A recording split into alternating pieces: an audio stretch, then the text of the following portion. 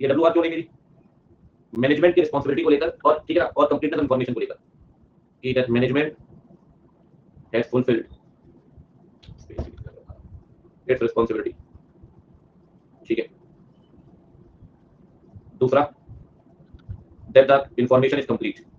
कोई भी जानकारी आपको ठीक नहीं लग रही है, जरूरी डब्ल्यू आर मांग सकते हैं कि फ्रॉड है या नहीं है, एग्जिस्टेंस में नॉन कंप्लायंस है या नहीं है, टू सपोर्ट अदर एविडेंस। ठीक है जी, तीसरा बताइए, थर्ड तो रिस्पॉन्ड।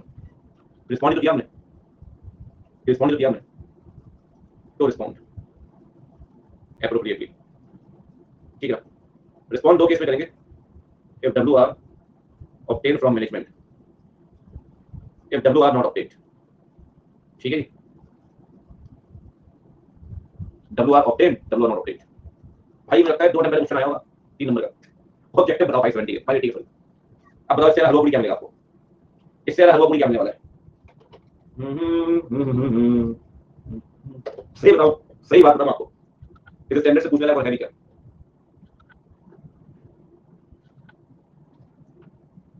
करेक्ट इनकरेक्ट पूछ ले, ठीक है, मतलब दम का है यार। आप देखो ना,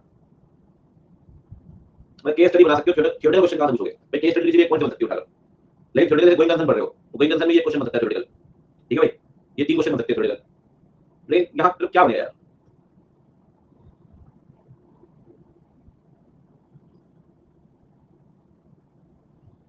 कहाँ खत्म भैया, कुछ भी मतलब।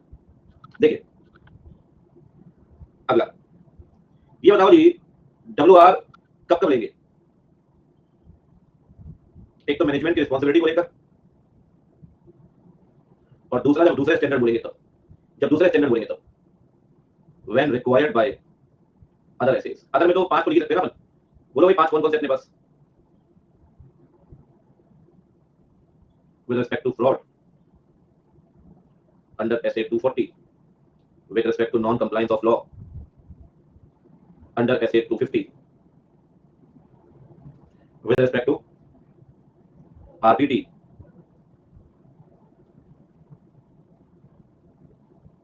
with respect to SA 550, with respect to subsequent event SA 560, with respect to going concern SA 570। अच्छा तो ये बताइए मैनेजमेंट की रिस्पॉन्सिबिलिटी क्या है? भाई 2 चीजें ध्यान रखिए इसमें, एक तो preparation of FS as per FRF, और दूसरा ध्यान रखें assistance to auditor during audit. ठीक है जी, बताइए। बहुत बढ़िया, ये बताओ भाई डब्ल्यू आर किससे लोगे? फ्रॉम मैनेजमेंट, टीसीडब्ल्यू जी, other person entity. Other person के बारे में मैंने आपको 3 बताया, इंक्वायरी बताया था, सॉफ्टवेयर पर्सनल है, आईए पर्सनल है। किसको एड्रेस को मुझे बता रहे हैं? It must be address to the auditor. कब लेना जरूरी बच्चे? लेंगे कब? Time near by to date of audit report but not after that, near by to audit report date but not after that. ठीक है जी, फ्रॉम टू टाइम। बढ़िया, बहुत बढ़िया। फटाफट से मेरे क्वेश्चन का आंसर दे दिए। अरे यार कितने ऐड हो गए, कितने पहले ऐड हो गए। मेरे क्वेश्चन का आंसर फटाफट से, डब्ल्यू आर मैनेजमेंट ने दिया नहीं, करेंगे क्या? डब्ल्यू आर मैनेजमेंट ने दिया नहीं, करेंगे? जल्दी बोलो।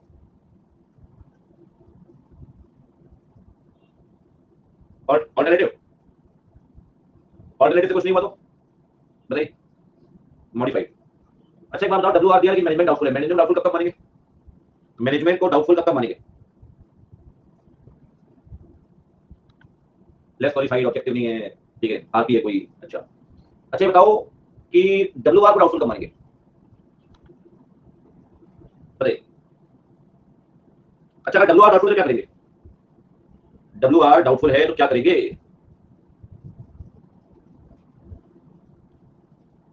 Appropriate action includes modified opinion. ठीक है, ये बताओ फाइनेंशियल स्टेटमेंट डब्ल्यू आर का पार्ट है क्या? Books of account, cash book, voucher, क्या डब्ल्यू आर एसएनए एविडेंस है क्या? अच्छा ऐसे 5 ऐसे बताओ जो डब्ल्यू आर के बारे में बात करते हैं, नंबर चाहिए।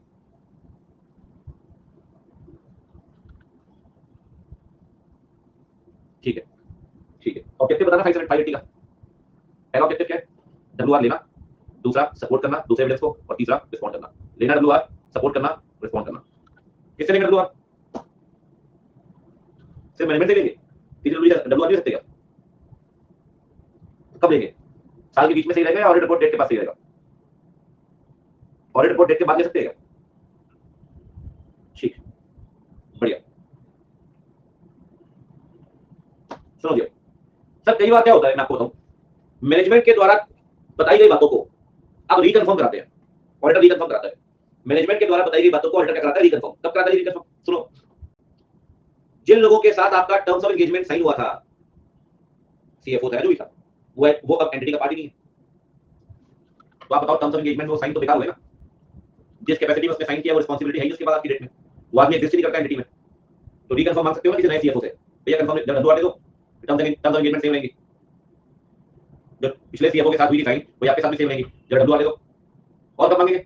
टर्म्स पिछले साल डिसाइड हुई थी, एक रिकन्फर्मेशन मांग सकते हो कि terms will remain the same. W आटे दो यार, नया एंगेजमेंट की जरूरत क्या है? पढ़ा हमने 2 के अंदर पढ़ा था, टर्म्स चेंज नहीं होती तो नया एंगेजमेंट की जरूरत क्या है? तो नया एंगेजमेंट लेटर मत दो, लेकिन डब्ल्यू मांग लो कि भाई पिछले साल टर्म्स की वैसे ही रहेंगी। हालात बदल गए, डब्ल्यू मांग लो। कोई नया रिस्क मिल गया, कोई बिजनेस चेंज हो गया, कोई ऑपरेशन चेंज हो गए, तो डब्ल्यू मांग सकते हैं ना किसी भी केस में। नया आरपी बन गया आपका, जो आरपी पहले नहीं था, डब्ल्यू मांग लो, जिस आरपी का आरपी नहीं। तो ये क्या है? ये चीजें जो जिसमें ना आप रिकन्फर्मेशन मांग रहे हो। रिकन्फर्मेशन का हेडिंग पढ़ना क्या लिखा है? Auditor can ask the management to reconfirm the acknowledgement. कब? जिनके साथ टर्म्स ऑफ एंगेजमेंट साइन की थी वो लोग ही नहीं है उस पोजीशन में। टर्म्स ऑफ एंगेजमेंट पिछले साल साइन हुई थी। तीसरी बात, हालात बदल गए। चौथी बात, आपको लगता है शायद मैनेजमेंट अपनी रिस्पांसिबिलिटी ढंग से समझ नहीं पाया। मैनेजमेंट ने आपको डब्ल्यू आर तो दिया, लेकिन मैनेजमेंट बात ढंग से समझ नहीं पाया कि भाई फाइनेंशियल मैन होने की जिम्मेदारी है, एएस को मानना होने की जिम्मेदारी है। तो मैनेजमेंट आप लोग डब्ल्यू आर तो और कंफर्म खुल के लिखो उसमें कि एएस आप मानो, कंट्रोल आप बनाओगे, फ्रॉड आप लोग होगे, सब आपका काम है। एक बार दोबारा डब्ल्यू आर 4 केस में दोबारा डब्ल्यू आर मांग सकते हैं, या कह सकते हैं रिकन्फर्म करने के डब्ल्यू आर मांगे 4 केस में। 4 केस में भाई जिनके साथ साइन किया वो लोग ही नहीं है, या टर्म्स एंड पिछले साल साइन हुई थी, डब्ल्यू आर मांग लो रिकन्फर्म करने के। हालात लगे, डब्ल्यू आर मांग लो, ठीक है। या कैसे लगता है मैनेजमेंट शायद अपनी रिस्पांसिबिलिटी ढंग से समझ नहीं पाया, डब्ल्यू आर मांग लो। तो ये आपने क्या किया? रिकन्फर्म कर लिया चीजों को, रिकन्फर्म कर लिया, ठीक है। कब? 4 केस कौन थे? पहला केस है those who signed the letter of engagement, the terms of engagement are no longer the part of responsibility, are no longer, वो है ही नहीं, या तो डिपार्टमेंट चेंज हो गया, या कोई कंपनी की स्विच हो गई, या उन्हें काम छोड़ के चले गए, ठीक है। दूसरा, terms of engagement but prepared in previous year, W R मांग लो भैया, साल भी सेव रहेगा। Change in circumstances, change in circumstances, सही है। चौथा पॉइंट क्या?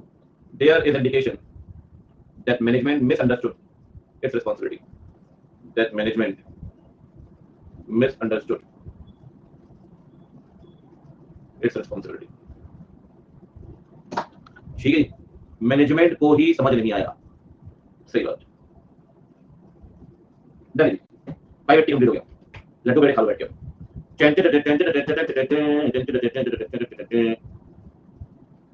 दो ही बेच का भी हो गया, बढ़िया बढ़िया स्टैंडर्ड है। अब तो उसी में टाइम चला जाएगा। 600 नहीं है सिलेबस में, 620 नहीं है सिलेबस में, 720 नहीं है सिलेबस में, 610 710। कल की खराबी नहीं होती ना, तो जनरल करने पड़े होते, सही बता। टाइम नहीं लगता सिलेबस 710। आप जाओ ना, किसने रोका आपको? किसने रोका है आपको? अरे अभी कहाँ भाग रहे हो लाला? टेंशन ही क्या है जीवन में? छोटे छोटे स्टैंडर्ड है, प्यारे प्यारे स्टैंडर्ड है। चलिए शुरू करते हैं 610। दो ही स्टैंडर्ड रह गया, ज्यादा मत करना, माइंड हैवी हो जाएगा। इसमें क्या माइंड हैवी है?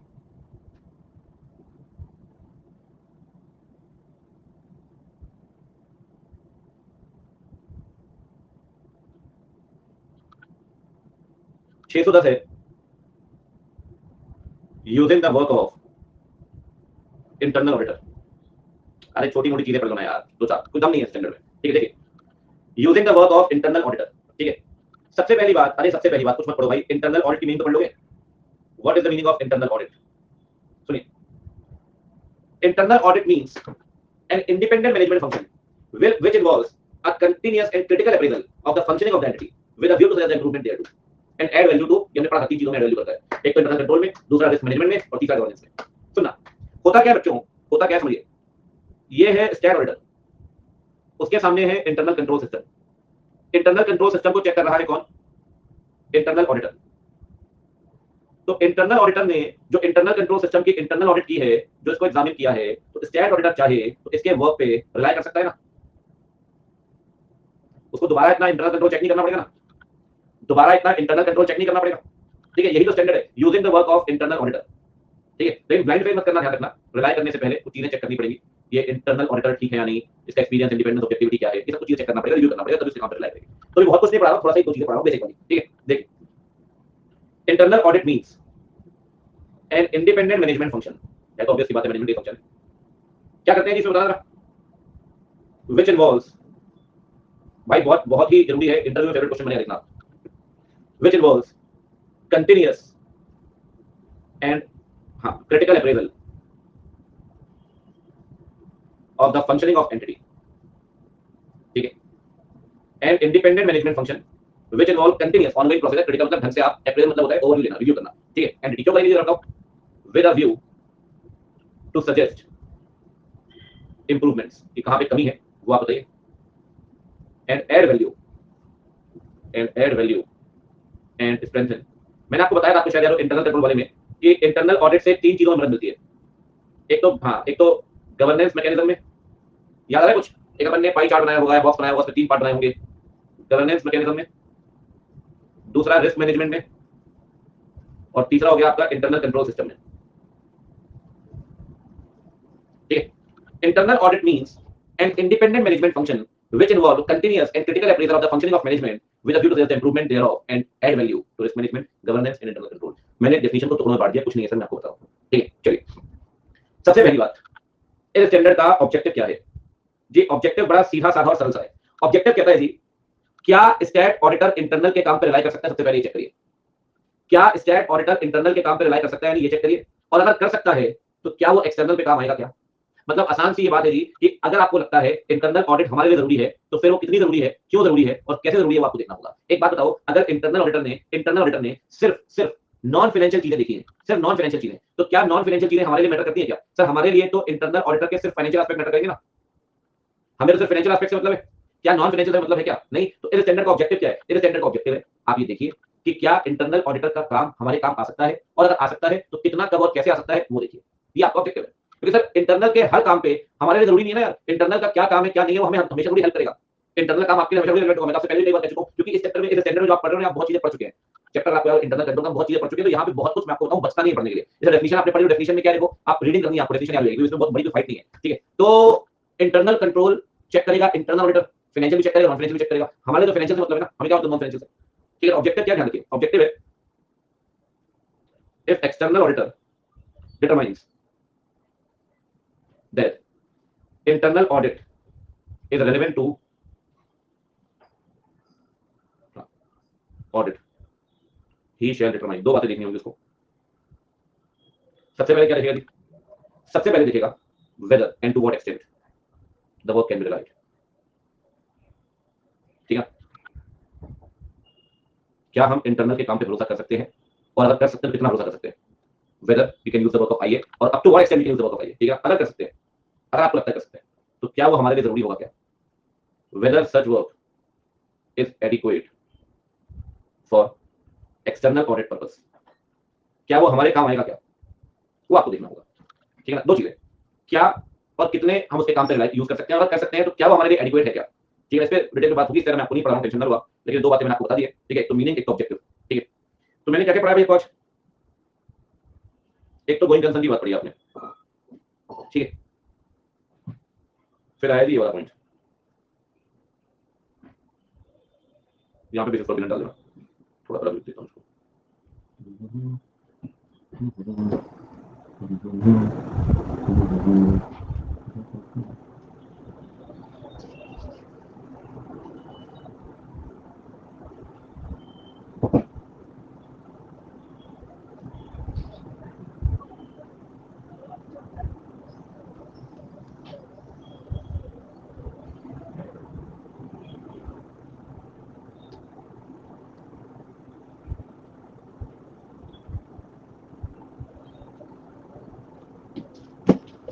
पांच छह पेज तो है, आज तक कभी डबल डिजिट में नहीं गया नंबर, कभी एग्जाम पे चलेगा तो बात अलग है। एग्जाम्पल वगैरह चलेगा तो बात लगे, एग्जाम्पल को छोड़ के देख लेना। वैसे ऑडिट में आपने एक दिन मन से जल्दी छुट्टी नहीं दी, कहाँ देता हूँ छुट्टी? अरे मेरे को अपनी थोड़ी है, अपनी होती तो मेरे को क्या था। जीवन में और रखा ही क्या है बच्चों। डन जी। अब कल, अभी कर लेता हूँ जी, अभी कर लेता हूँ। अब कल ये तो खत्म हो जाएंगे और बैंक ऑडिट शुरू कर देंगे, ठीक है जी।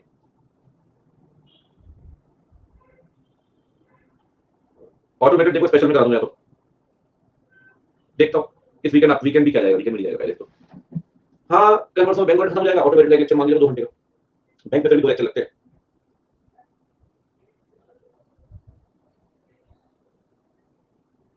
किस नाम से है जी आपका, बता दो भाई, किसकी रिक्वेस्ट एक्सेप्ट नहीं कर लेता हूँ।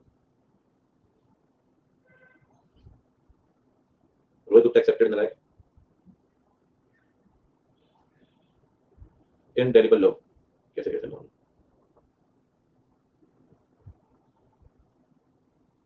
और क्या है भाई, एक बार इससे बात करनी पड़ेगी। नाम बताओ अपना, आप एक मिनट चलो बोलता हूँ। अरे बताओ ना, नम्रता के नाम से, नम्रता चौबे, बोल रही, लो जी एक्सेप्ट कर ली। विक्रम, विक्रम तो है ही नहीं, मुझे दे दो। ये फॉलो बैक तो नहीं करते भाई।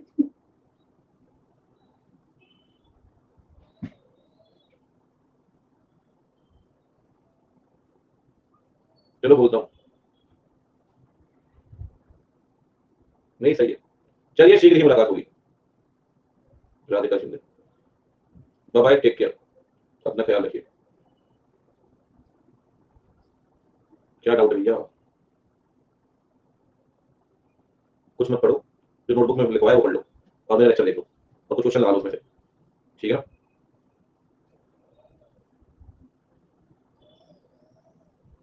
तो एक बात और बतानी है, टेस्ट सीरीज शुरू कर रहा हूँ मैं 24 तारीख से।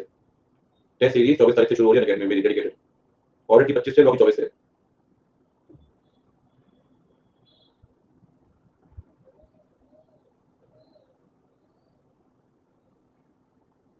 ठीक है, चैप्टर वाइज होगी।